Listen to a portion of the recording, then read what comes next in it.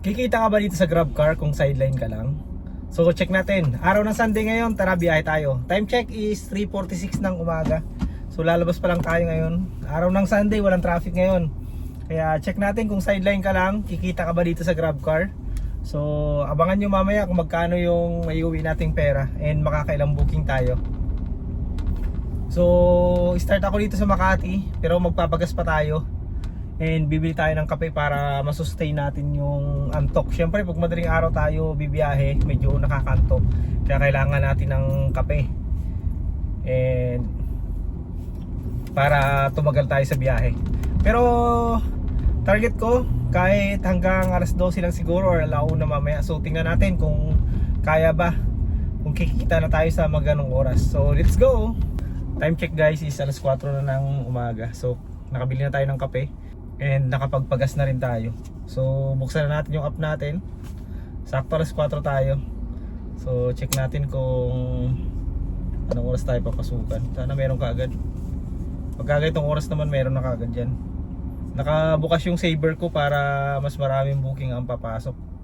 Nga pala guys, 8% pa rin yung bonus ngayon. Ayun, meron na kaagad. Eton Tower, medyo malayo to, 245 kilometers ang layo sa akin. Papuntang NAIA Terminal 2. Ang fare is 242 pesos. Sana pagdating ng Terminal 2 mayroon kaagad. So puntahan lang natin si passenger. Andito ako sa Vito Cruz Extension, yung pick up ko sa may Rufino Street, corner ng De La Rosa. So let's go.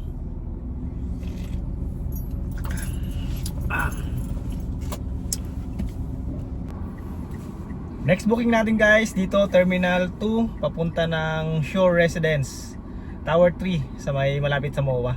Ang fare nito is 161 pesos. Tara, let's go.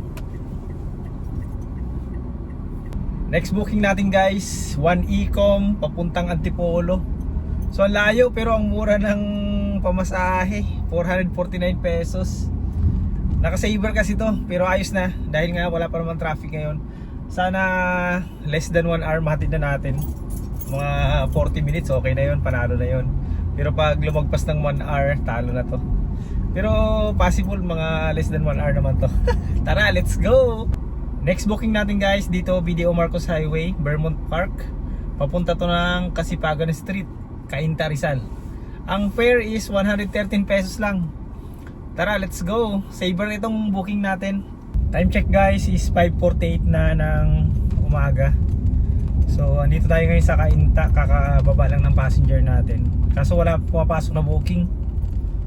Kahit nakabukas yung saver natin. Kanina medyo talo yung booking natin 4 kilometers, 4.4 something. Pero ang fare nun is 113 pesos lang. Pero ayos na dahil nga araw naman ng Sunday, hindi masyado ma-traffic.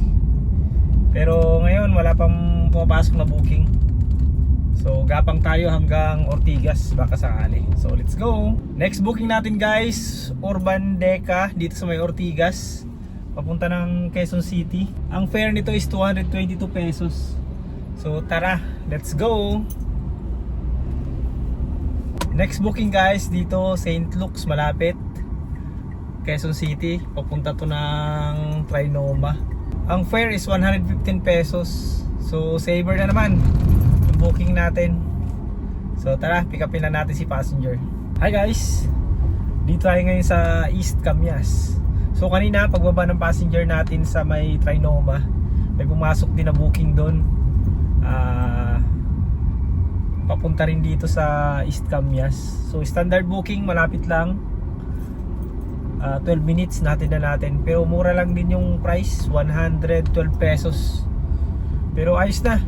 Kaya dito tayo ngayon sa East Camias. Hanap naman tayo ng booking. Medyo bumagal yung pasok ng booking. Kaya hindi ko muna pinatay yung saver ko, para kahit pa paano sunod-sunod yung booking natin. Tapos maaga tayo makauwi mamaya. So tara, let's go.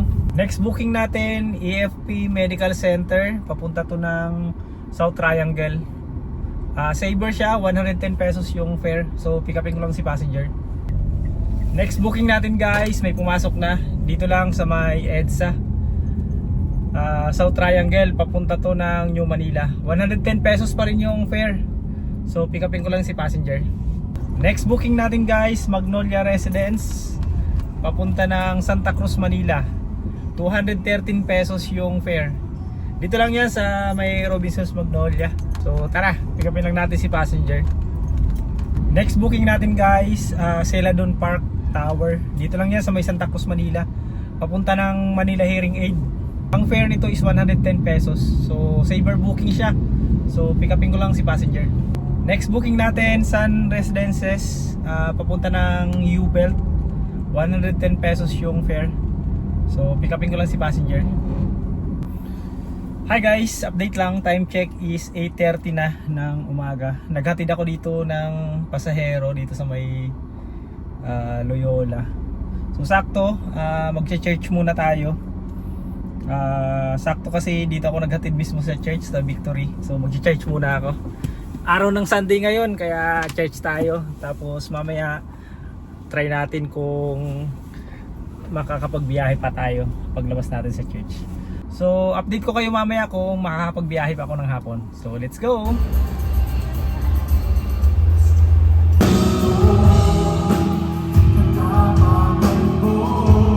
Be dependent. Be dependent on what He can do for us. Hi guys! Kakatapos lang natin mag-church. So umaga pa. Time check is 10:30 pa lang ng umaga. So makakabiyahe pa tayo. So yung earnings natin ngayon nasa 2,200 pa lang. So sana maka 2,500 tayo or sana maka 3,000 bago umuwi. So biyahe siguro ako hanggang alas 12 ng tanghali. Tapos uwi na tayo. So let's go. Open ulit ako ng app natin and back na ulit. Hi guys, may pumasok na booking. Ang pick up dito sa Quiapo, Manila. Tapos papunta to ng Green Hills. Ang fare nito is 228 pesos. So pick upin ko lang and update ako mamaya pag nababa na natin sa Green Hills. Let's go.